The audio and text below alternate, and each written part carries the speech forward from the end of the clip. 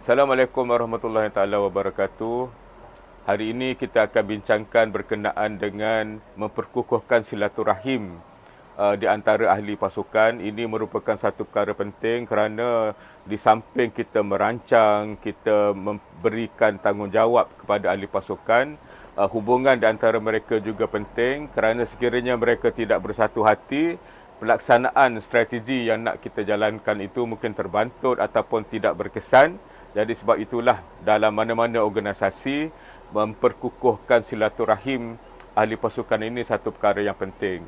Sekiranya anda dapati perbincangan ini bagus, maka sila kongsikan video ini dengan usahawan-usahawan di negara kita dan juga like channel Pok Nikdin di YouTube. Tuan-tuan dan puan-puan, dalam melaksanakan perancangan dalam organisasi, kerjasama di antara ahli pasukan amat penting sebab biasanya mereka akan dipecahkan mengikut fungsi masing-masing dan mereka biasanya akan melihat sesuatu perkara berdasarkan perspektif amanah dan tanggungjawab yang mereka lakukan itu.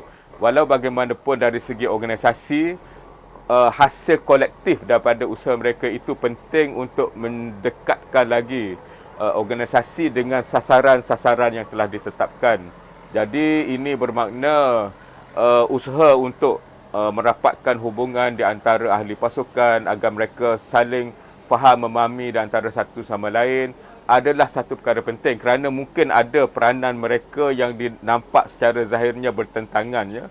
Contohnya jika bahagian keuangan membuat pelaporan dari segi keuangan, bahagian audit pula akan cuba memastikan pelaporan itu dibuat dengan tepat. Jadi mungkin ada isu-isu yang akan mereka persoalkan. Jadi sekiranya tidak ada hubungan yang baik, tidak ada kesefahaman yang baik, maka perkara-perkara seperti ini akan menimbulkan masalah yang lebih besar.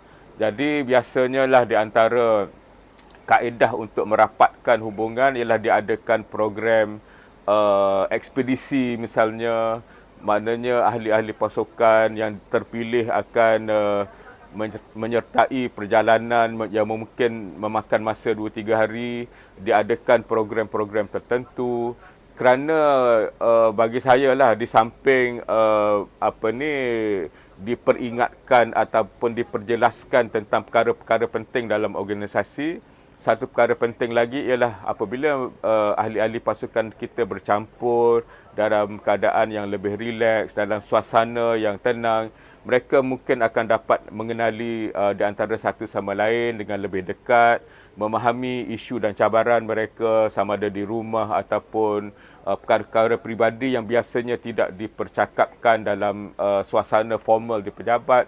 Jadi lama-kelamaan mereka boleh menerima kelemahan-kelemahan rakan mereka dan mereka juga tahu kekuatan-kekuatan yang ada dan akan memfokuskan penempuan kepada kekuatan itu. Jadi ini penting untuk dalam jangka masa panjang mewujudkan satu pasukan yang mantap, yang tahu ke mana organisasi mereka perlu dibawa, apakah peranan mereka dalam proses itu dan sekiranya perlu kepada perbincangan yang jujur, yang ikhlas, mereka tidak takut untuk menimbulkan data dan fakta walaupun mungkin ianya akan menimbulkan rasa tidak senang antara satu sama lain.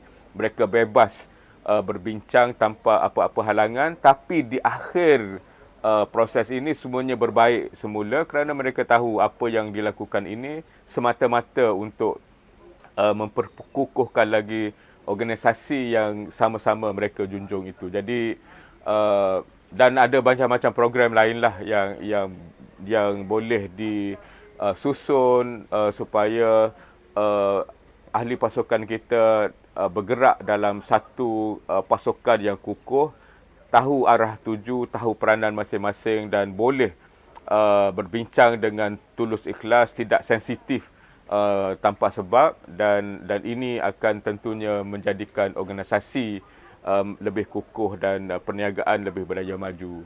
Sekian, wabillahi taufiq wal hidayah. Assalamualaikum warahmatullahi taala wabarakatuh.